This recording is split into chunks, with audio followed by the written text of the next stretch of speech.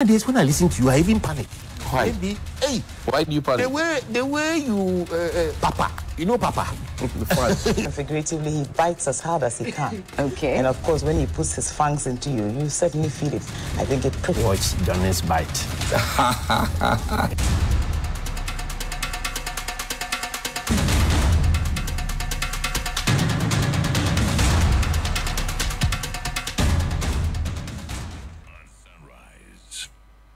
You know, I've watched you. Sometimes our people disagree with you, but I mean, I understand some of your approach. I mean, sometimes we take a hard bite. It helps us as politicians. Nowadays, when I listen to you, I even panic. Why? Maybe, hey, Why do you panic? the way you, Papa, you know Papa. Figuratively, he bites as hard as he can. Okay. And of course, when he puts his fangs into you, you certainly feel it. I think it pretty. Watch Johnny's bite.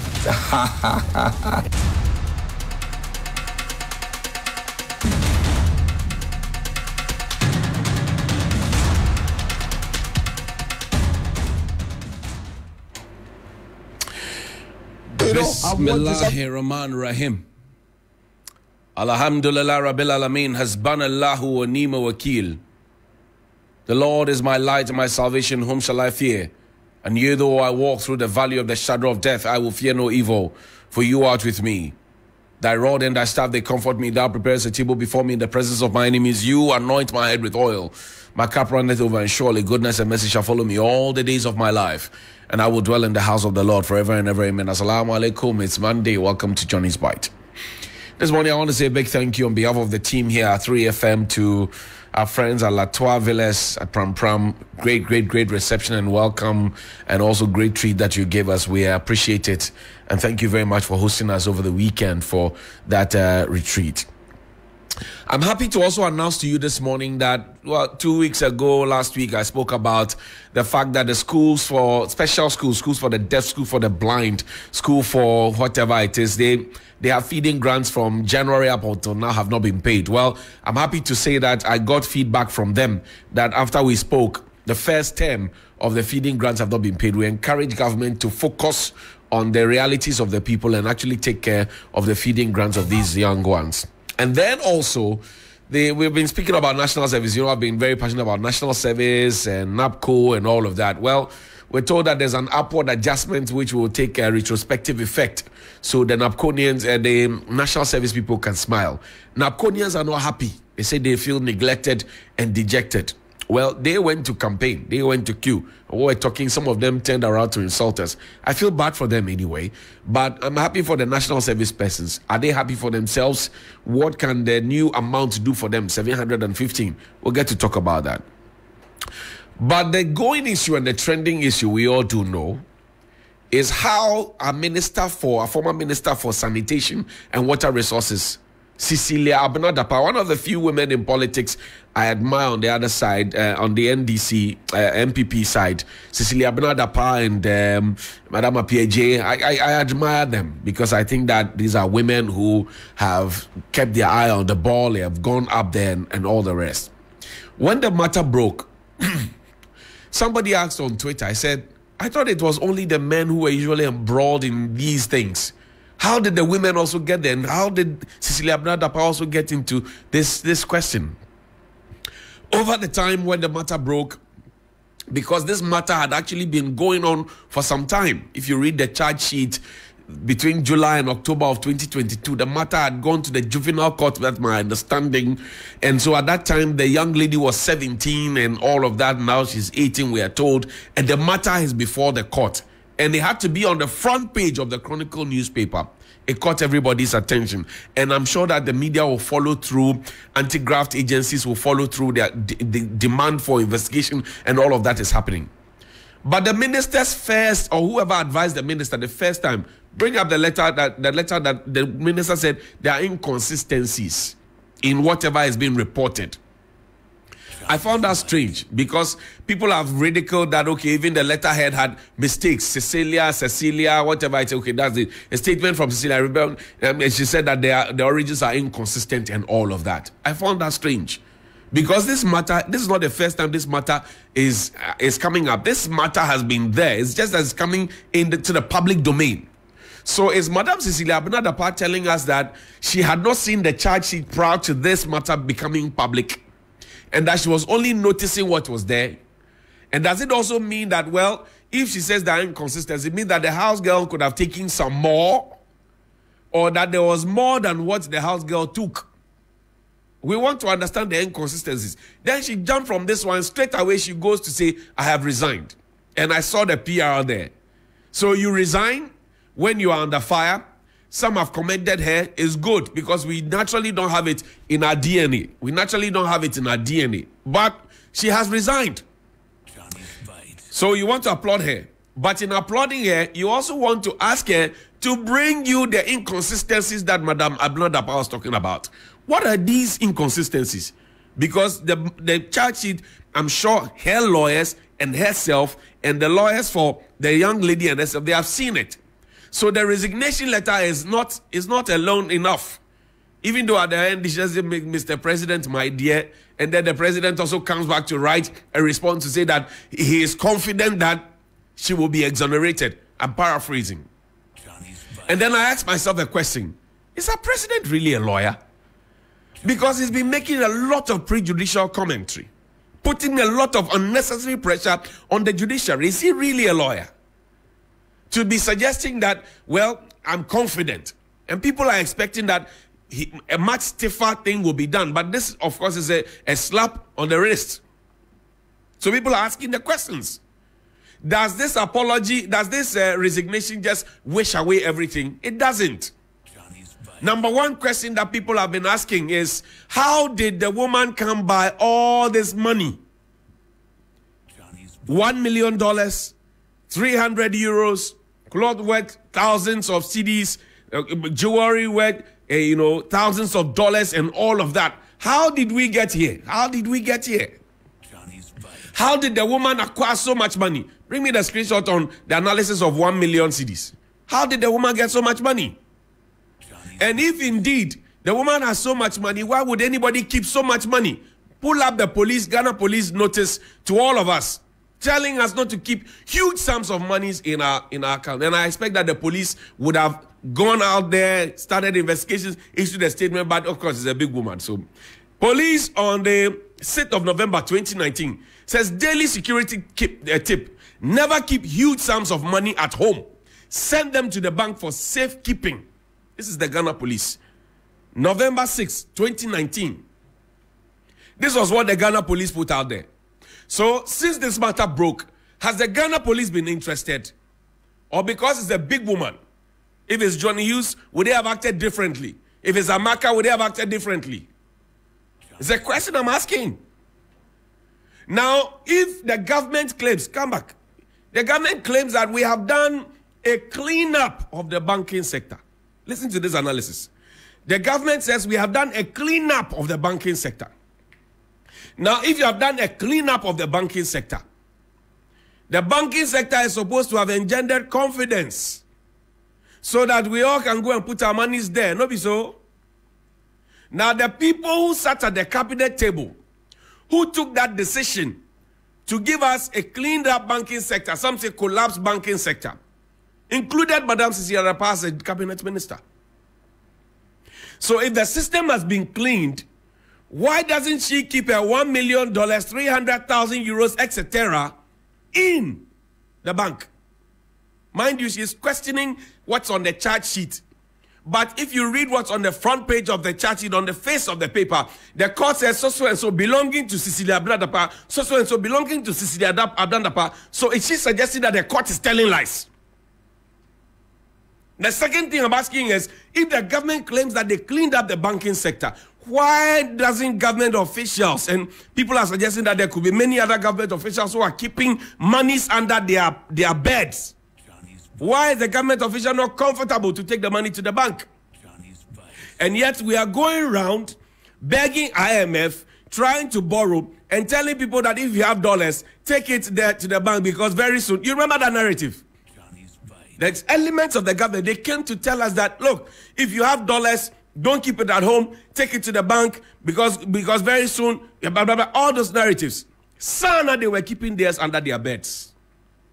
And even this 1,300,000 euros It was found out that they had been stolen by accident. Let it sink in. By accident. If you read the charge sheet which is on your screen now, it was by accident. By accident. So you have so much money that $1 million can be stolen. You have so much money that 300,000 euros can be stolen. You have so much money that your jewelry that you're supposed to be using on a daily basis, your perfume on a daily basis, your kente cloth on a daily basis, your husband's suits on a daily basis were taken away, and it took you to notice this by accident in a country that is supposed to be broke. And somebody from the presidency the other time when I put that on my status said that because a rich politician has been stolen from. I said, wow, you are busy borrowing dollars. You are busy telling the citizens to go and put their dollars in the system so that there will be circulation. You are busy telling us not to keep our dollars. You are busy telling us to transact business in cedis. And you are busy keeping dollars and euros. Hard cash. I'm not saying the money was ill-gotten. I'm saying that's the principle that you claim that you have cleaned up the banking sector. Why are you not confident to keep your monies in the banking sector? And by keeping $1 million at home, do you know what it's doing to our currency? Do you know what it is doing to the economy? Do you know what it is doing to the livelihoods of the people? It's a question. Now look at this. Project this one for me. Patience Botry is 18 years old. Patience Botry is 18 years old. The lady, the house girl who is supposed to be standing trial for all of this, she's 18 years old. Madame Cecilia Abena Dapaah belongs to a government that has told us consistently how they believe in education. At the time when Patience Botry was engaged, she was not 18. She was a minor. The government consistently tells us about free SHS, talks about the future, and talks about the wealth, the essence of education and all of that. But she was able to accept a 17-year-old to be a house girl in her home. Think about it. Ajana 1, Ajana 2. The government, Akufo-Addo and his ministers, and all the spokespersons and appointees. This is an angle nobody has explored. They tell us that they are interested in education. They tell us that they are interested in the future of the country. Then they bring somebody who is of school-going age, a minor, and the minister of state, a cabinet minister for that matter, engages a child, a minor, in full work. The police should be interested. SRAT should be interested. The Minister of Gender, Children, Social Protection should be interested. Child Rights International should be interested in this matter. At the time the kid was working for the minister, she was not 18. So how irresponsible could we have gotten? That would we send our children, would Madame Cecilia Abena Dapaah send their 17-year-old daughter to go and become a house help? Would President Akufo-Addo send a 17-year-old daughter to go and work? Would Dr. Bawumia do the same? Name them and ask if they will send their 17-year-olds to go and work. They are telling us that at 17 you have to be in school. But at 17 they are busy engaging children to work for them. Ajana 1, Ajana 2. Meanwhile, the children who have decided to be in school feeding caterers are owed monies. We used to give the children 97 pesos. At the time, Kofi Asare says it was equivalent to 2 boiled eggs. Now we're giving them 1 cedi 20 pesos. It's equivalent to half egg because Kosiani Meko is 3 cedis. We owe buffer stock. We just paid small. You go to the schools. There's food they eat, deplorable. And yet we are keeping the monies under our beds. The monies that we need to turn the economy around, we are keeping them under our beds. Then when you finish, you come and tell us that we are bedding sharing. Bedding sharing what? What are we bedding sharing? You come and tell us that we are in it together. We are not in anything together. Play President Akufo-Addo's video for me. I've said it and I'll repeat it again. Those who are coming to this administration thinking that it's an avenue for making a lot of money are going to be disappointed.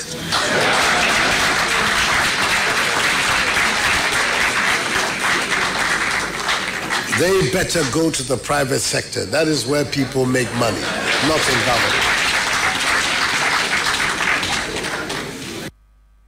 That was President Akufo-Addo assuring us. This was many years after I shall protect the public purse, or many months after it. So Lucy, show me the public purse. What has become of the public purse? This is what has become of the public purse. I shall protect the public purse. If you want to make money, go to the private sector. Don't come to the public sector. We have seen how people have built houses in 4 years. We have seen how people are able to give off cars to their people. Today they want to go to parliament. This is what is left of the public purse. Now, are you suggesting to me that if Dr. Kwame Nkrumah, the founder of this nation, the first president, he had decided to amass so much, keep so much dollars, pound, and euro under his bed, his children, Samia Yaban Nkrumah and Sekou Nkrumah, would not also own homes in cantonments and all those other places and have monies and be able to engage 17-year-olds as house children, as house boy and house girl? Somebody told me that the house girl did not steal the money. The house girl just retrieved a portion of the monies that have been taken from us. And I hear the defenders, the Sergio Ramos, they are suggesting that, oh, this could be, Cecilia Dapa comes from a very rich home. Nobody is contesting that. Cecilia Dapa has lost 2 relatives, so this could be funeral contributions. I say, wow. A member of, if somebody wants to go to parliament, who is an MCE, speaking like that? A PhD holder, a lawyer, speaking like that? It doesn't make any sense when your country is looking for dollars and you have dollars and it is in your room and you are not putting it in the economy for money to circulate. Money is supposed to circulate. For those of us who earn salaries by doing our work, even when 10 Ghana cedis is deducted from your salary, from your money, and you get the alert, you call me. I have called Jonathan Syme of ADB. I told him, Master, I just saw 10 cedis out of my money. What is happening? But the money is so much that 1 million could be taken. Now, let's do an analysis. What is in $1 million? Let's assume you are part of the middle class in Ghana, a doctor, lawyer, engineer, businessman, or banker. Your take-home salary after taxes and all deductions is 20,000 Ghana cedis. At the current exchange rate of $1 to 11 cedis, 5 pesos, it will take you 48 years to make $1 million. Yes, you going to save people's life this morning. It takes 48 years. Let's assume you are a small business owner. Your monthly profit is 50,000. At the current exchange rate of a $1 to 11.5 Ghana cedis, it will take you approximately 20 years to make 1 million. So 75% to 90% of Ghanaians will never see this kind of money till they die. But this was stolen from a politician and he didn't even realize it was missing. That's $1 million question. Give me the other screenshot. CDD, Center for Democratic Development, H. Kwesi Prempeh. And he had this to put out there. A Facebook day. It says, as predicted, here are some emerging defenses: old money, envy and jealousy, wealthy spouse. What is $1 million? They just don't get it. You see, nobody hates Cecilia Abena Dapaah. But Cecilia Abena Dapaah is a public servant. Cecilia Abena Dapaah is supposed to have declared her assets before she got into office. Cecilia Abena Dapaah is a person of public interest, paid by our taxes. So nobody hates her. But people will want to know, where did she get the money from? How was the money moved from one place to a house? Was it cleared from the bank? Which bank manager endorsed it? Did they catch the attention of Iyoko and the financial intelligence team? That is what we're asking. It is not a question of, oh, you are poor, you are envious, you are jealous. No. That thinking, put it aside. It's foot soldier thinking, put it aside. Let's ask the questions. Now, Mr. John Boadu, former General Secretary of the MPP, he asked that Victoria Hammer's assets be frozen when Victoria Hammer only thought about 1 million. She was sacked. She only thought about 1 million. She was sacked. Now, Victoria Hammer's assets be frozen. That's what John Boadu proposed. Fast forward, is Mr. Boadu still alive? Yes. Is he still a member of the MPP? Yes. Is he closer to power? Yes. Is he proposing a freeze of Cecilia Dapaah's properties? It's a question for the gods. There's another screenshot. The pastor, show me. And these days, you don't have a lot of pastors speaking up. The voices that used to speak up, the CSOs, They are working like a bull. So the government like to work like a bull. All those people, you don't hear them speaking up again. Why? I don't know. And you don't find them. Let's see the headline. Let's see the headline. Yeah, don't accumulate. That's Reverend is to that about. He says, don't accumulate wealth while others suffer. Don't accumulate wealth while others suffer. And sometimes I get the indication that our politicians don't listen to the right sermons.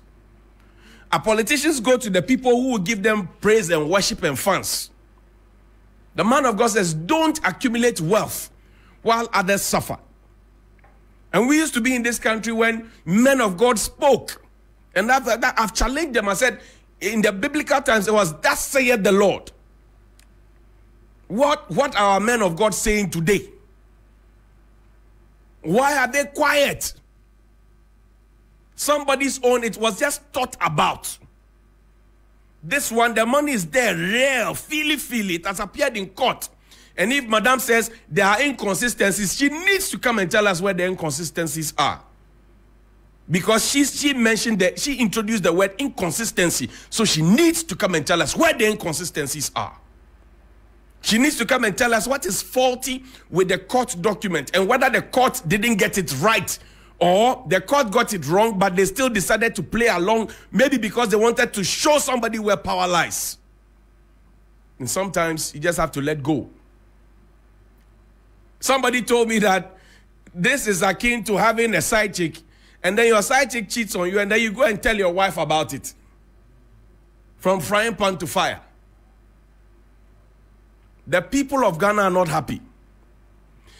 These things mean a lot to the people of Ghana. Auntie Cecilia herself admits that this could have an impact on the image of government. The president admits that, yes, thank you for thinking about the image of government. But you see, the image of government is not on paper and pen. The image of government is not what somebody says. The image of government is in the minds of the people. The image of government is in the minds of the people. And to the extent that the people think that we are working so hard in the wrong country, when they see these headlines, when they know that people have $1 million, when they know that people have 300,000 euros, when they know that people can be stolen from it, they will not realize it because they have so much perhaps. I'm only asking, how do you expect them to react? And this is just one minister. Somebody says, this is a compound prefect's household. Can we go to the treasurer's house? Assistant school prefect, protocol prefect. If we go to their houses, what will we find? Think about it before you are recruited to come and defend anything. Good morning.